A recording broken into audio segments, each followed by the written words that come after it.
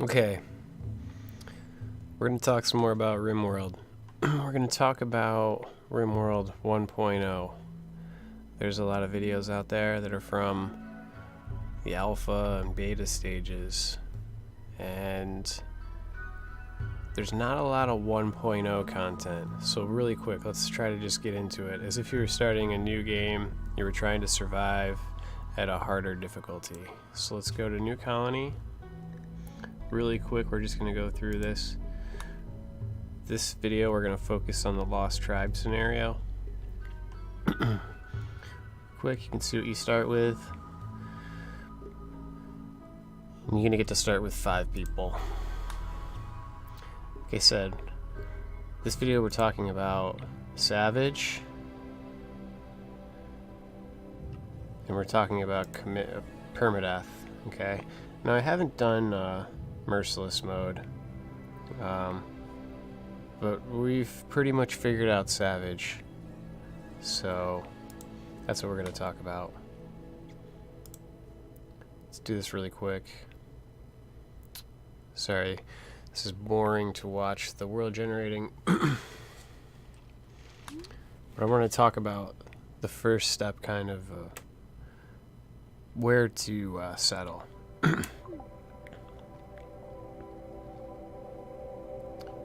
You want to check out the factions. You kind of want to, you don't really want to worry about the pirates, but you do want to put yourself near these other groups on the map where you'd have access to them, potentially via a road. So you can kind of see right over here in this area, there's a couple grouped together. You can see we want to avoid the red ones. So, because you're near a road, you could put a settlement, temperate forest, get a look at the terrain, get a look at the growing period. Now, a lot of people will say you want to be able to grow year-round. Really, I feel like the most important thing is this disease frequency.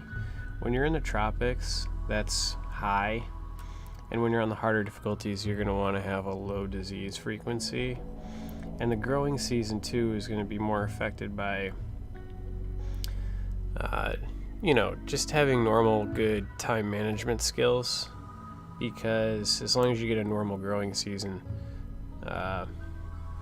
you'll be able to produce, surplus food if you play your cards right, and you're still going to have random events that inhibit you from doing that. So let's go to, let's just select a random site. Now that would be terrible. It would be really difficult. Not terrible, really difficult. So anyway, what I'm suggesting is temperate forest, near a road, near the other factions, so that you can trade. Okay, not on a road, near it, temperate forest. That's step 1. Okay, next. Now, you wouldn't want to be too close to the base. So, okay, really quick, I want to just talk about how you'd choose some characters. Now, we're going to talk about the things that you don't want. When you're playing on the harder difficulty, the key is to keep everyone happy. If you keep them happy, or happy-ish, then they're going to be working. If they're working, you're going to be able to make progress. If they're breaking, when you need them to be working or fighting, you're going to have deaths. The good characters will probably die, and the ones you don't want will live. So when I try to ignore the skills first, and chemical fascination, he'd be a no. He'd be a reroll. Sanguine. Now nudist is you can take their clothes off, but you're probably going to want to keep everybody clothed. Sanguine, though, would just offset the nudist thing. So this would be a good character. Normally you'd want to have higher shooting, and then you've got the bad back, so I think I'd probably reroll. You know what I mean? And this is the way that you get good characters. I always avoid characters with the chemical fascination. Want to reroll those guys. You wouldn't want psychopaths. Undergrounder's fine. This mental break threshold plus 8%, it's probably not terrible considering you have these positives, but then he's dependent, so reroll. Too many health problems. Bad back might be okay. But then sickly's probably not very good unless you have no doctor already. There's one thing, you'll want to have a doctor. Anyway, let's not get, you guys can probably figure out how to focus on getting the characters. Let's go back to the save games. My point is that you've got to actually, you should pick and choose carefully before just sending off your guys. Now let's load up this permadeath game. I've been playing this game on Savage. I've had some requests to talk about the base setup.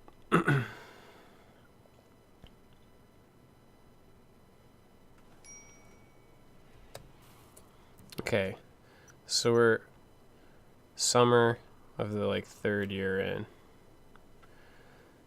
You can kind of see what we've got going on here. 3, 6, 9, 12, 14 people. So we've got a full complement of people. Obviously, this is where our fighting occurs. Now, we started off as Tribesman, and I've lost one character. You can see this is the character we lost.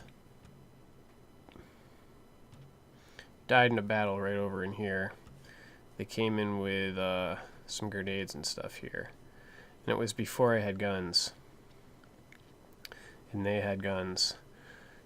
Kind of see, this is our unusual weapon storage area. We've got some cool items. Resurrector Mech Serum. So if someone dies, we have 2 uses. And you can kind of see they intended our story to maybe potentially use it on this character. But I know that if you use it, he'll have blindness and a whole bunch of other issues potentially. He's been dead too long.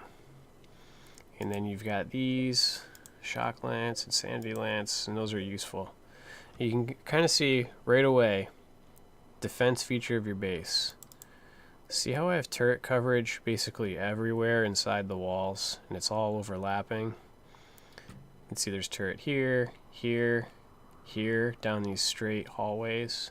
All these rooms are 10 by 10, all these little building fixtures. Each one is separate. Only the ones that need to be refrigerated and heated are. Some of them don't. Like this storage room right here doesn't need to be. This doesn't need to be.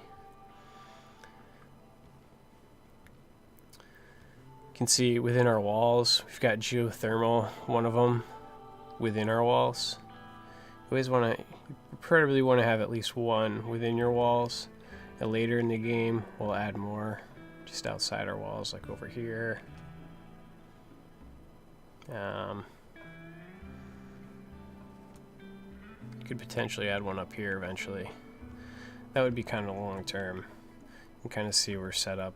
We've got plenty of farmland, we're growing trees, that kind of stuff. Let's look at our, what's really important in the Tribesman scenario is your research. You want to have somebody researching pretty much from day one, so you can start making your way across and getting some weapons, mortars in the early game. Then obviously in the base, this is my orbital beacon room, and kind of anything you want to trade, you make sure it gets put into that stockpile, your excess. And you can set it up so that it's roofed. You know, if you construct it like this, just according to its actual pattern. And then I just put these columns in the middle for extra, in case you get somebody blasting through the walls. At any rate, these walls on the outside are really just to slow down your enemy, and then you get them into your turrets, and then you can kite people around your base, or have them set up behind these barriers. You can kind of see we've got these rock dumping zones around your turrets, Makes it just a little harder for guys to be running in and meleeing your turrets, or your characters. So I like to use those boulders. We're at a stage in the game, obviously, where you can kind of see all my walls are granite walls. They don't get set on fire. That's why I do that. You kind of see all the floors that we've chosen to do are all stone, no carpet, because it won't set on fire.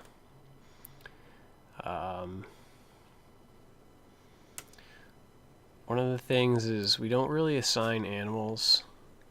These two are bonded, but we try not to assign the animals to any of the characters because we don't want them to be bonded, because then if they die, and when they die, we don't want the character to suffer their mood. The ones that you'd want that I use a lot are boomalopes, because they're easy to train and you can send them into battle. So like this one here, you can see it's trained up and it's assigned to this guy Crane, and you can send it into battle. They're really useful like that. It's like having a grenadier.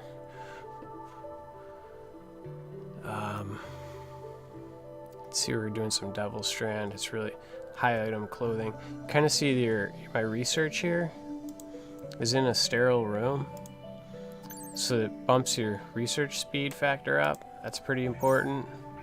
And then obviously the sterile room doubles as my hospital, so that's something in your base think about doing to get these boosts. And then eventually you want to put a TV in there so they can have recreation while they're injured. And you keep your medicines close by so they can be treated right from the bed and they don't have to like walk too far. I've talked about this before. You can kind of see this is where I'm making food. So the farming people bring supplies into this area, and this stuff can keep for, 59 days. It's a while. This room's air conditioned, just normally like any normal room. And you can kind of see too, like all of these, this is the, it's considered the kitchen, obviously. So then this is considered the barn. And obviously this is my mortar and power room. Kind of have these separated out in case they get hit from above. They're separated so they wouldn't take out all your storage. They'd have to go room to room. Keep the mortars separated by these walls so if they explode, it doesn't take out all of them at once. I really think though the most important thing is getting used to where your turrets are, where your kill box is, how you set up your guys. You can kind of see when an enemy breaches through here, their focus is still on destroying my turrets, and my characters are probably back here. Sometimes I'll have an EMP guy over here. And what that does, it means that all the gunfire is still going to the turrets while my characters are getting the bonus and experience of picking off the enemies. And that's about it. Anyway, we're in really good shape in this game. I'm going to go to the video right now of some highlights of the early game here on this map. It's probably pretty unlikely, even though we get overmatched because we're on harder difficulty, our characters we've got some, Trumbo for clothing, everybody's geared up. And we'd be just in the push for like continuing to research and beef up these walls even further and give yourself even more time. Alright, let's escape out of here.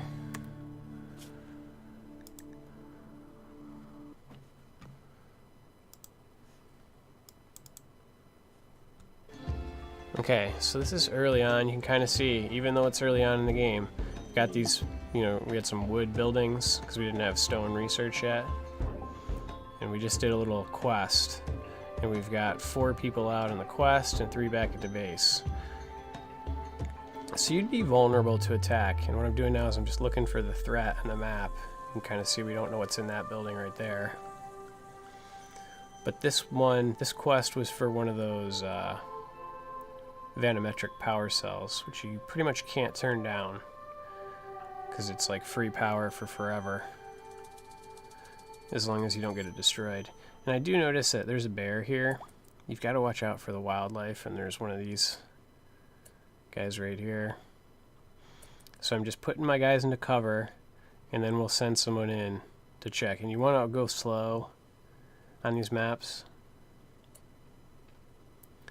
because you can get ambushed. And that's looking like what this scenario is going to be here.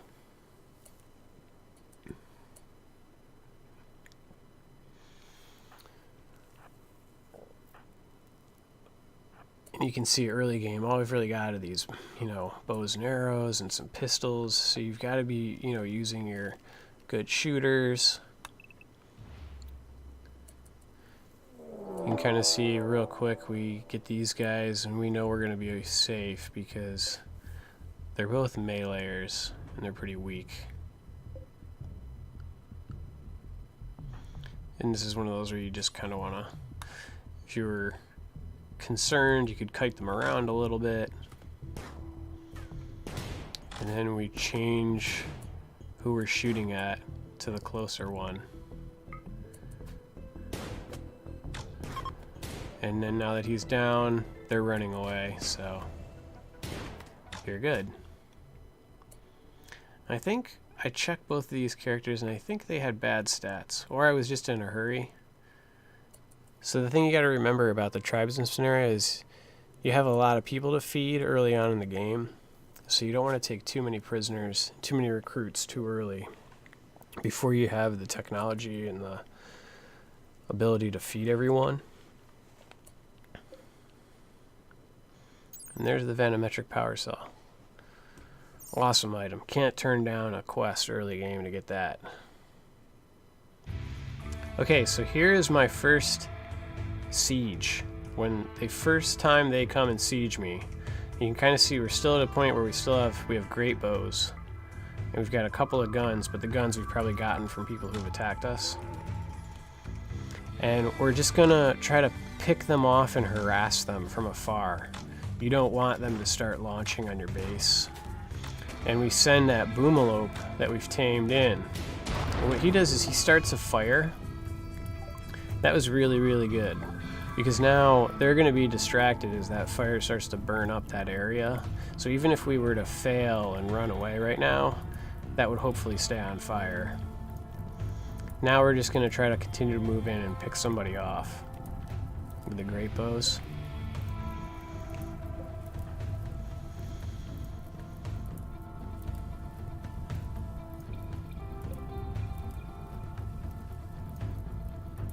The first siege can be tough because, you don't have your own mortars to use. So they'll make sure they send them mortars well before you could have researched them. So on the harder difficulty. So you can see we got that guy. We're in really good shape now. So we've started a fire and we've killed the guy with a incendiary launcher. And I'm already thinking to myself, oh, we've got to make sure that we, you kind of can see, I would kite the bowmen back behind the gunners if they start charging. That's what happens at the end of the fight. But I think we just pick off one more guy here. We pick off Frank, and that's the end of this video, I think. I don't think I captured the whole scene. Yeah. Now here's a scary one. This is the first time they send all these grenadiers and Molotov cocktail guys at you, and there was probably a couple of better ways I could have done this, but it's really early game.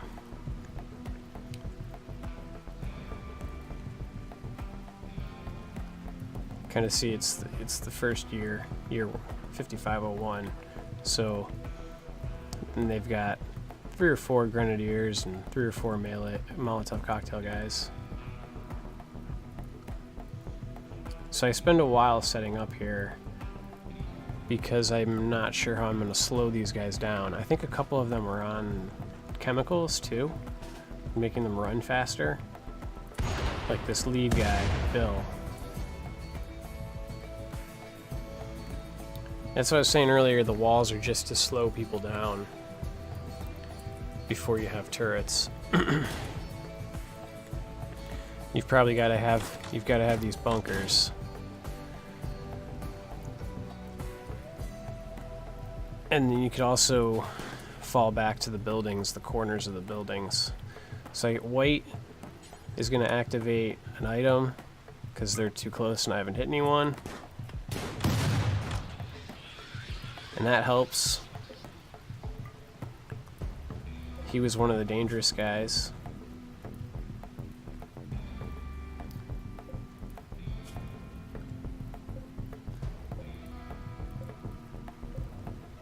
I'm checking all their statuses. And then we're going to send the Boomalope into battle here. And this is why they're so valuable in the early game. Because he's going to distract pretty much everyone. And then I can't let these guys stand there while they just get blasted. So we're going to let the Boomalope do his work down below while we kite everyone.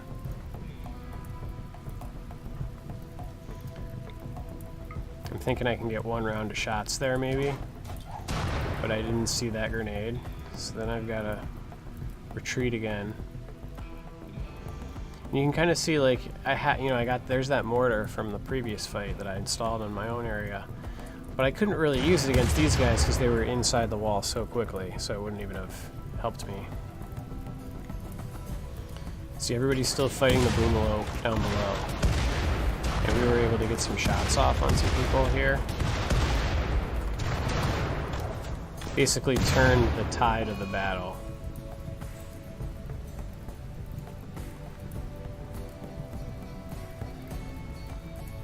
And I'm thinking in my head, we probably need to kill 2 more guys.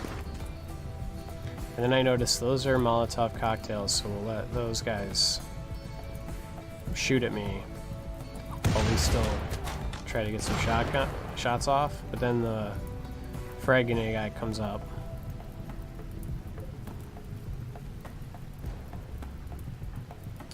And he will blow limbs off.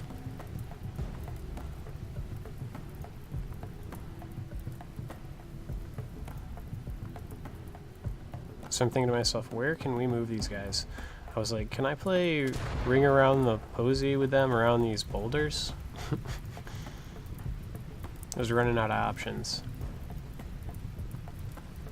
I should have sent white out to melee them.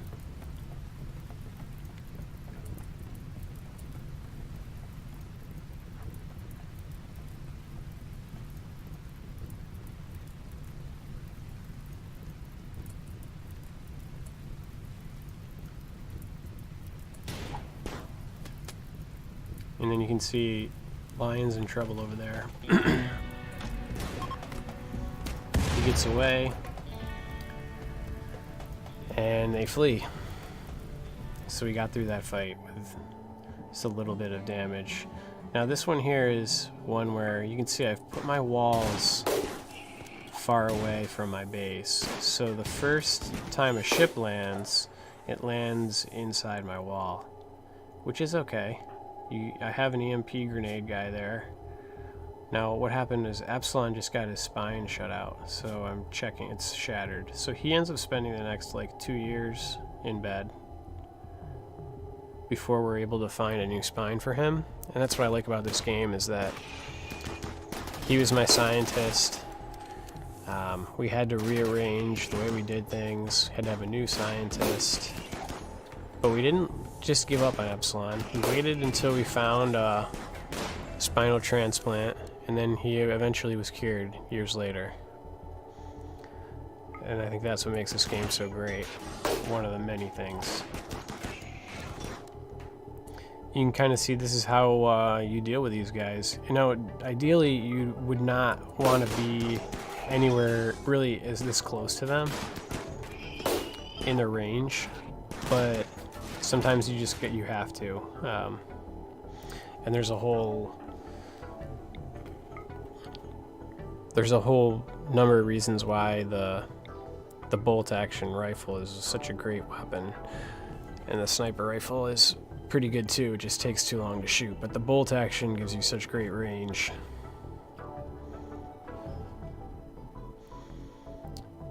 And see, we have mortars waiting. If things get out of hand, we could EMP, but I didn't want to waste any. So I send him down here to do the rescuing. And then we're gonna have to kite a little bit here.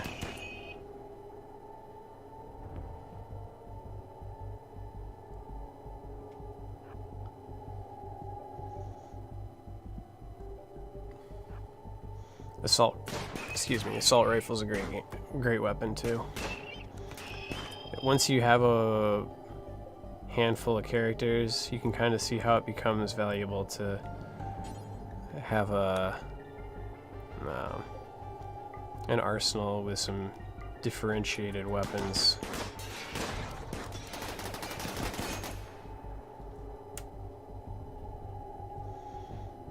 And Ortega just got a shot there.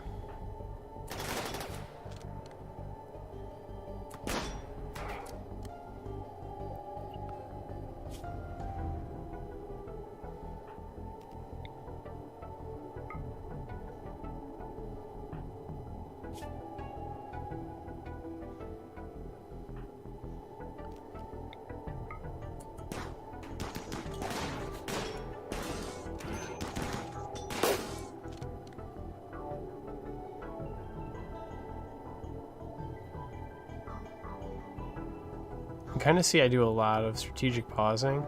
I mean, the fight, you want to really focus on taking as little damage as possible, and you don't want to get limbs shot off and eyes wounded, anything that you need a transplant for. You don't want that to happen real bad. So that's kind of what all these strategies are about, is trying to limit that kind of damage.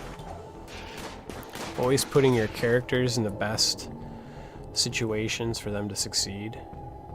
You can kind of see there's Epsilon in bed. He's in bed because his spine is gone. You kind of see that guy Doctor is a prisoner.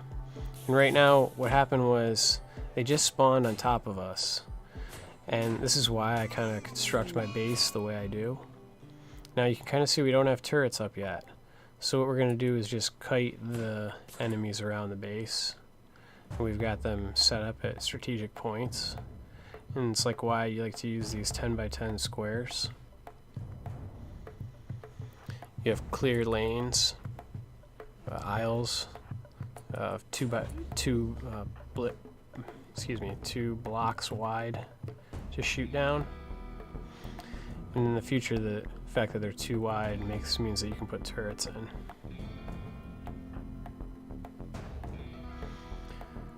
You can kind of see it doesn't really matter if those mechs take out the items that are in these rooms.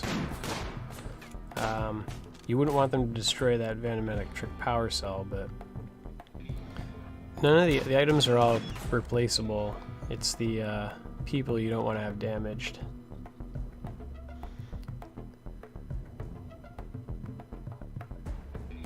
So we've kited one guy out into the open. You can see he doesn't stand a chance with all those characters shooting at him. And then we're sending White down to open the door. Now, I did this the fast way. I should have probably sent backup with him.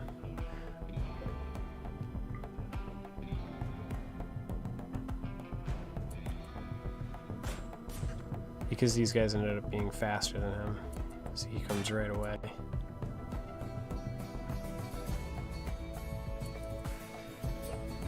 And White dodges, I think.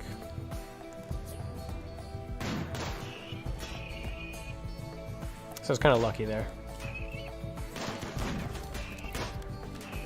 You can see the dog's bringing food to the drop pile while the fight's going on.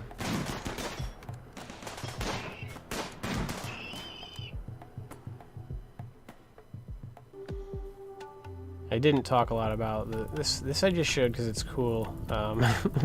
Small fire turns into a huge fire that can destroy the entire map and all the wildlife on it. And this is how you can get like a huge famine, or you gotta be careful when stuff like this happens. You don't want to start it yourself if you can avoid it.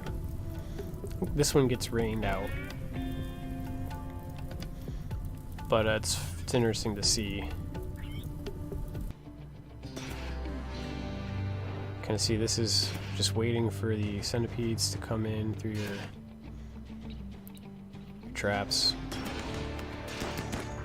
and obviously they're gonna focus on the turret and the guys at the turret, where everyone off to the left is not gonna probably get shot at. So that's why I paused, because I was thinking, hey, should I even leave these guys here? Because they're gonna be in the line of fire, but their weapons didn't have the good range. Kind of see it's still 5501.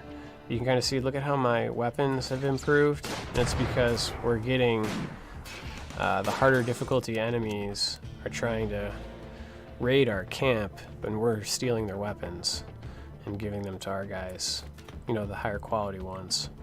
So that is one of the fun things about playing on Savage, is that your arsenal gets upgraded quickly, probably able to recruit characters quickly, because you're getting attacked more often. Or not necessarily even more often, but by greater numbers and better armed. So you can kind of see the enemies are focused on the turret. All my characters are out of their range, but they're within their own range of firing. And then one character is using his EMP.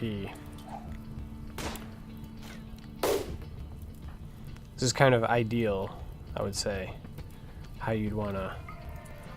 There's kind of no way your live characters can take damage right now.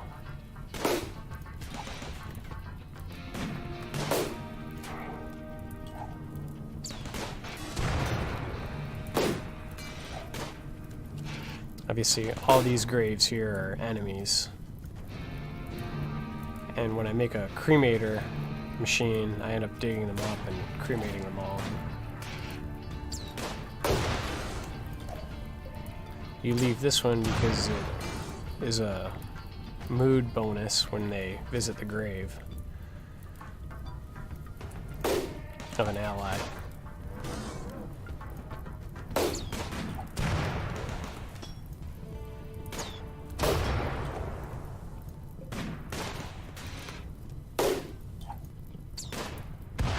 So, since the turret's on fire, I decide I'm going to put the fire out. That person down there, Tamara, won't fight.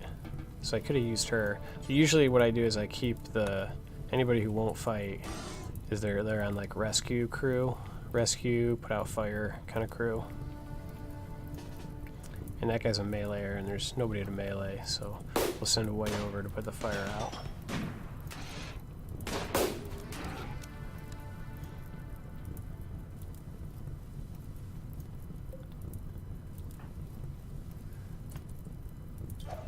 Something I didn't talk about with my base is I try to put the electrical lines underneath the granite walls. It's something that's really important if you're paying attention right now. If you put your electrical lines under a wall, whenever you have those shock events, it'll limit how much fire starts, how much explosion happens, and the damage will just be on a couple sections of wall. The wall won't even break, usually. I don't think I've ever had a wall break from a shock explosion. Won't hurt any characters. Won't start huge fires.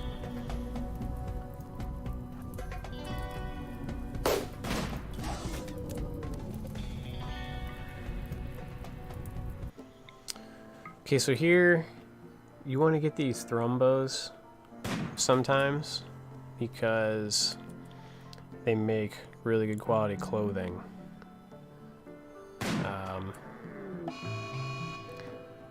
Right here, Mitch is just shooting pot shots and then luring them into the base they're fast, so you've got to do it correctly, or they will maul your characters to death. The horn is a really good melee weapon too, so you can kind of see that was an easy one. Mitch just goes and euthanizes him. While I was doing this, obviously everybody is either like asleep or confined to the base.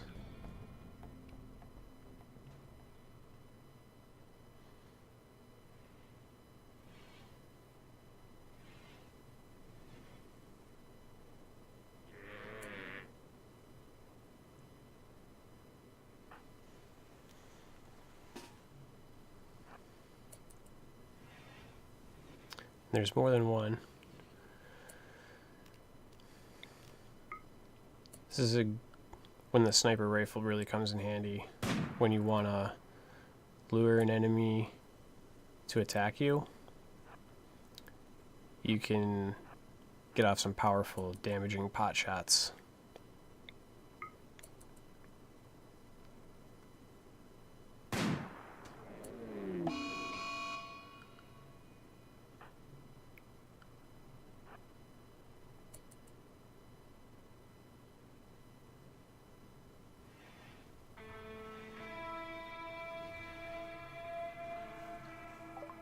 And that's a good way to get a lot of valuable items real quick.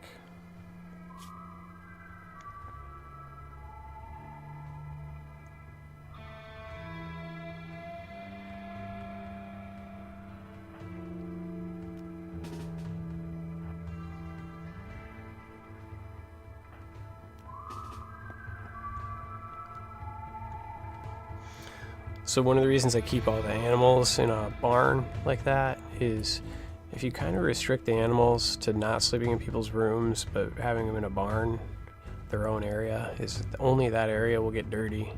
The rest of the areas won't get constantly dirty from the animal filth, so you'll clean up less. Your characters won't always be in dirty areas. There's always something small to think about. If you continuously work out all the small things, your characters just get more and more done, and they become more and more powerful, deadly.